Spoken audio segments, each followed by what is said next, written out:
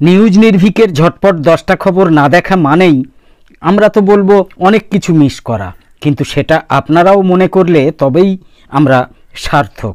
তবুও বিশেষ কিছু কারণে মাঝে মাঝে ঝটপট 10টা খবর আমরা ঠিকমতো প্রকাশ করতে পারি না। এর জন্য অবশ্যই আমরা আন্তরিকভাবে দুঃখিত এবং ক্ষমা প্রার্থী।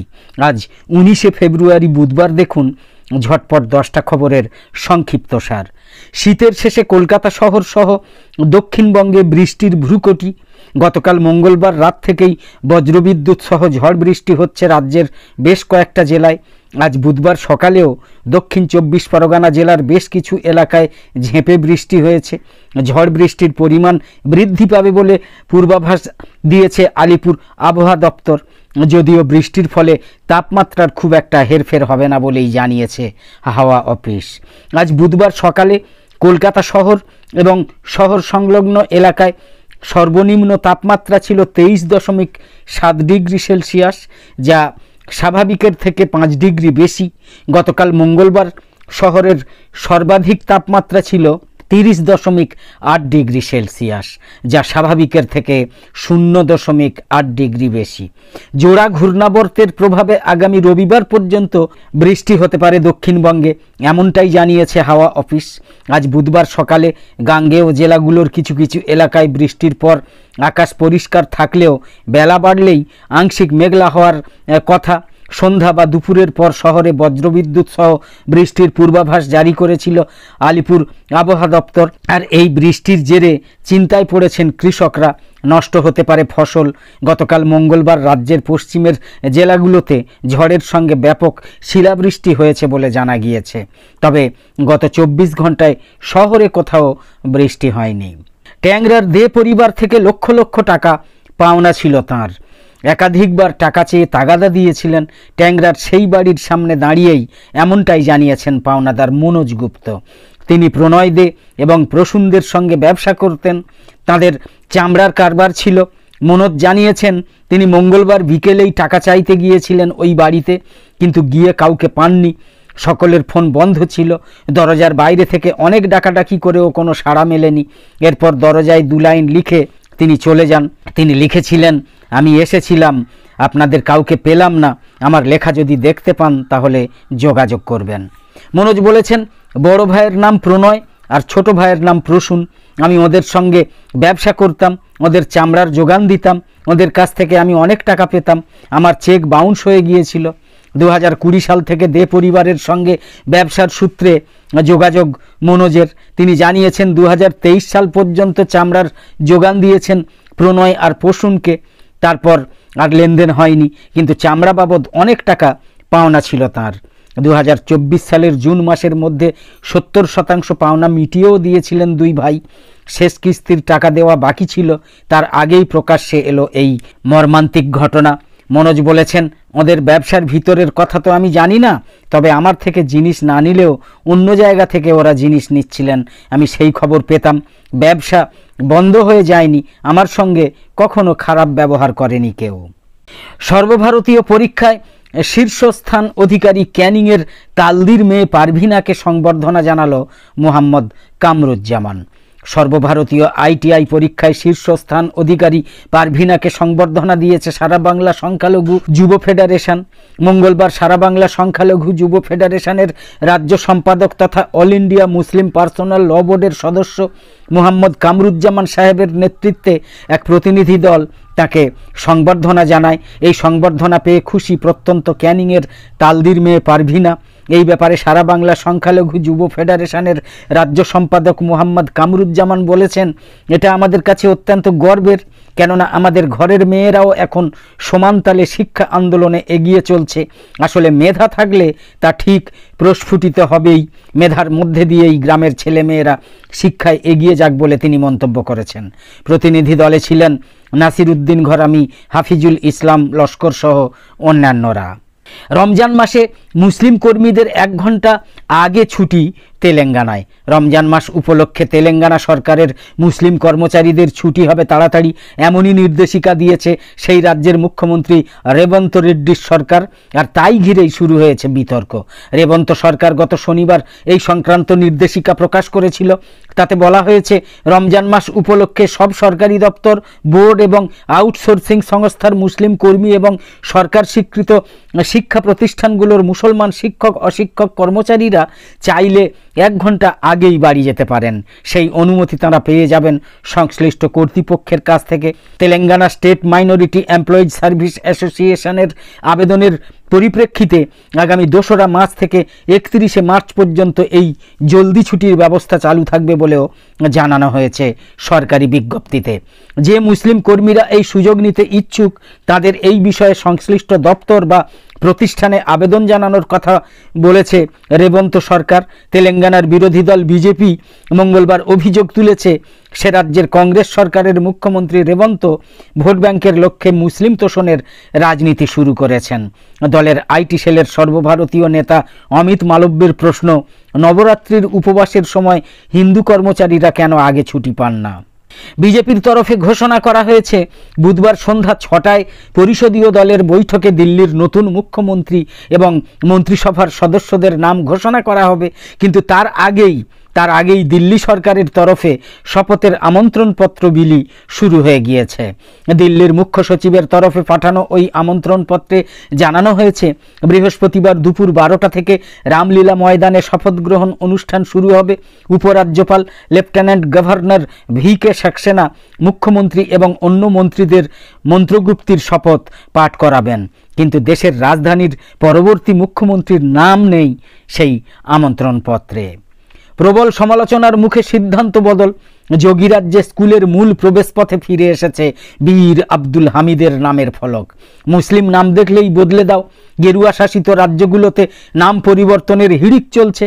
বাদ যাচ্ছে না দেশের জন্য শহীদ হওয়া বীর সেনানীদের নামও, যেমনটা হয়েছিল উত্তরপ্রদেশের গাজীপুরের ধামপুরের একটা সরকারি স্কুলে। সেখানে পরমবীর চক্র প্রাপ্ত শহীদ সেনানী আব্দুল হামিদের নামাঙ্কিত ওই স্কুলের নাম পাল্টে দেওয়া হয়েছিল। এই নিয়ে শুরু হয় তীব্র বিতর্ক। প্রশ্ন ওঠে, পরমবীর চক্রপ্রাপ্ত এক শহীদ বীর সেনানীর নামের স্মৃতিটুকুও মুছে ফেলা হলো শুধুমাত্র মুসলিম হওয়ার অপরাধে? এই নিয়ে প্রতিবাদ জোরালো হতেই এবং শহীদ পরিবারের সদস্যদের প্রবল প্রতিবাদের মুখে অবশেষে পিছু হটতে বাধ্য হয়েছেন উত্তরপ্রদেশ শিক্ষা দপ্তরের আধিকারিকরা। স্কুলের প্রবেশদ্বারে আব্দুল হামিদের নামাঙ্কিত যে ফলকটা সরিয়ে ফেলা হয়েছিল, মঙ্গলবার সেটা ফের ফিরিয়ে আনা হয়েছে। কর্তৃপক্ষের এই বিলম্বিত বোধোদয়ে খুশি শহীদের পরিবার থেকে শুরু করে স্কুলের ছাত্রছাত্রী থেকে শুরু করে অভিভাবকদের অনেকেই। নাইকো দুর্নীতি মামলায় বিএনপির চেয়ারপারসন বেগম খালেদা জিয়া সহ 8 জনকে খালাস দিয়েছে বাংলাদেশের আদালত। বুধবার 19শে ফেব্রুয়ারি ঢাকার বিশেষ জজ আদালত 4 এর বিচারক রবিউল আলমের আদালত এই রায় ঘোষণা করেছে। আসামি পক্ষের আত্মপক্ষ শুনানি যুক্তিতর্ক উপস্থাপন শেষে বৃহস্পতিবার 13ই ফেব্রুয়ারি দুপুরে ঢাকার বিশেষ জজ আদালত 4 এর বিচারক রবিউল আলমের আদালত রায়ের এই দিন ঠিক করেছিল। আসামিরা আত্মপক্ষ শুনানিতে নিজেদের নির্দোষ বলে দাবি করেন। মামলার প্রধান আসামি খালেদা জিয়া চিকিৎসার জন্য দেশের বাইরে থাকায় আদালতে হাজির হতে পারেননি। তার পক্ষে অ্যাডভোকেট আমিনুল ইসলাম হাজিরা দেন। ফিলিস্তিনের গাজায় দ্বিতীয় ধাপের যুদ্ধবিরতি কার্যকর করা নিয়ে ইসরায়েল এবং হামাস পরোক্ষ আলোচনা শুরু করবে বলে গতকাল মঙ্গলবার কর্মকর্তারা জানিয়েছেন।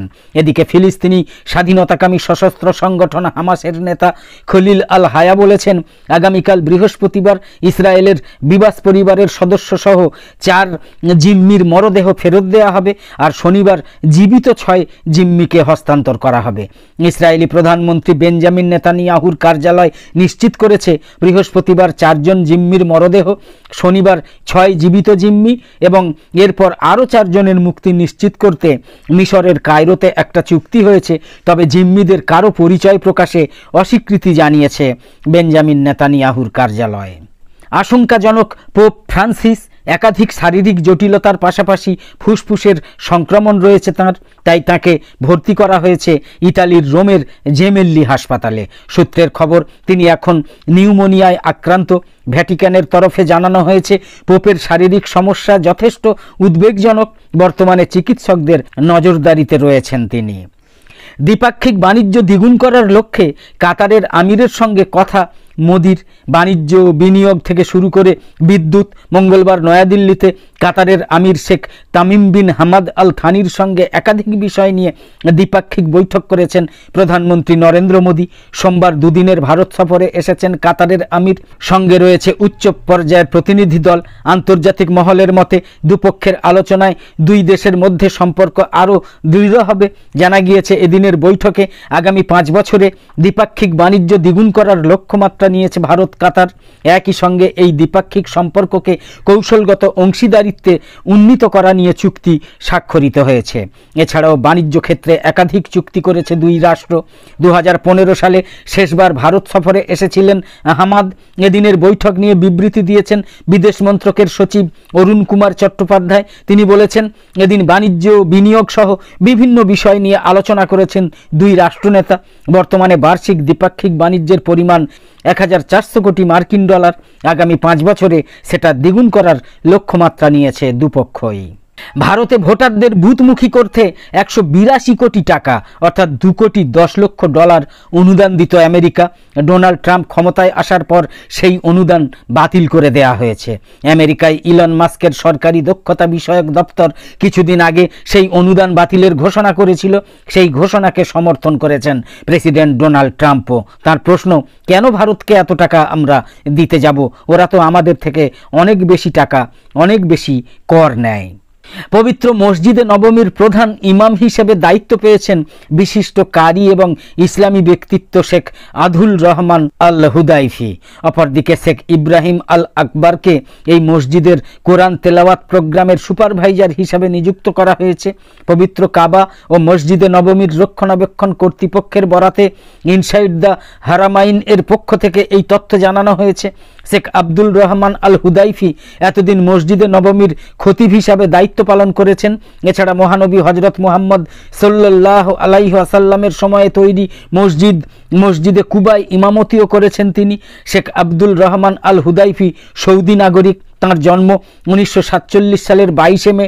তিনি শৈশবে গ্রামে প্রাথমিক শিক্ষা লাভ করেন এবং শেখ মোহাম্মদ বিন ইব্রাহিম আল হুদাইফির তত্ত্বাবধানে কুরআন হিফজ সম্পন্ন করেন। এরপরে 1975 সালে ব্যাচেলর ডিগ্রি অর্জন করেন এবং পরে মিশরের বিখ্যাত আল আজহার বিশ্ববিদ্যালয় থেকে পিএইচডি ডিগ্রি লাভ করেন। সৌদি নাগরিক শেখ আব্দুল রহমান আল হুদাইফি তার সুমধুর কোরআন তেলাওয়াতের জন্য বিশ্বব্যাপী পরিচিত। তার তেলাওয়াত বিশ্বের নানা প্রান্তে মুসলিমদের হৃদয় স্পর্শ করে। এছাড়া মদিনায় কুরআন ছাপানোর দায়িত্বে থাকা কমিটির অন্যতম সদস্যও তিনি। একদম শেষে আরেকবার বলি, আমাদের দুটা চ্যানেল নিউজ নির্ভীক এবং জাকির হোসেন শেখ অফিসিয়ালে আলাদা আলাদাভাবে ভিন্ন বিষয় ও আঙ্গিকে আঞ্চলিক, জাতীয় এবং আন্তর্জাতিক বিষয়ক বাছাই করা খবর, আড়ালে থেকে যাওয়া খবর, রাজনীতি, শিক্ষা, চাকরি, ধর্ম, ভ্রমণ, খাওয়া দাওয়া, খেলা ইত্যাদি নিয়ে বিশ্লেষণধর্মী প্রতিবেদন, অশ্লীলতা বর্জিত বিনোদনমূলক সাংস্কৃতিক চর্চা এবং অশ্লীলতা বর্জিত বিনোদনমূলক সাংস্কৃতিক অনুষ্ঠান ইত্যাদি নিয়ে নিয়মিত ভিডিও প্রকাশ এবং লাইভ সম্প্রচার করা হয়। গুরুত্বপূর্ণ এইসব ভিডিওর বা লাইভ সম্প্রচারের নোটিফিকেশান পেতে ইউটিউবে সাবস্ক্রাইব এবং ফেসবুকে লাইক ও ফলো করে সাথে সাথে আমাদের আরও নতুন নতুন ভিডিও এবং লাইভ সম্প্রচারে উৎসাহিত করতে লাইক, কমেন্ট এবং শেয়ার করে নিউজ নির্ভীক এবং Zakir Hossain Sheikh official YouTube channel আর ফেসবুক পেজের সঙ্গে থাকুন। তো আপাতত শেষ করছি, পরের পর্বে আবার দেখা হবে। আশা করি সকলে খুব ভালো ও সুস্থ আছেন, আর কামনা করি সবসময় সকলে খুব ভালো এবং সুস্থ থাকুন। ধন্যবাদ।